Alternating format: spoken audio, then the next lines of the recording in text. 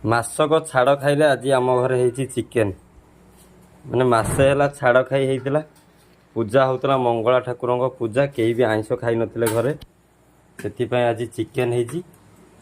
Chicken ତ ଆଉ ଆମ ମ୍ୟାଡ଼ାମ୍ ଯିଏ ସେ ଖାଇବେନି, ଆମର ସ୍ମୃତି ମ୍ୟାଡ଼ାମ୍ ମୋ ସିଷ୍ଟର, ସେ ଖାଇବେନି ସାଧା, ସରି ସାଧା କଲେଣି, ଚିକେନ୍ ଖାଇବେନି, ସେଥିପାଇଁ ତାଙ୍କ ପାଇଁ ସାଧା ଆଳୁ ଝୋଳ ହେଇଛି।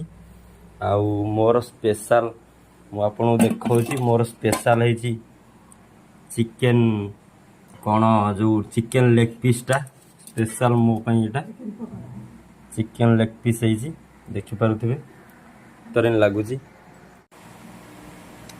ଦେଖିବା ଟେଷ୍ଟ କରି କେମିତି ହେଇଛି। ଫାଷ୍ଟ ଲେଗ୍ ପିସ୍ଟା ଟେଷ୍ଟ କରିବା। ସୁପର ମସ୍ତ ଲାଗୁଛି, ଦେଖିବା।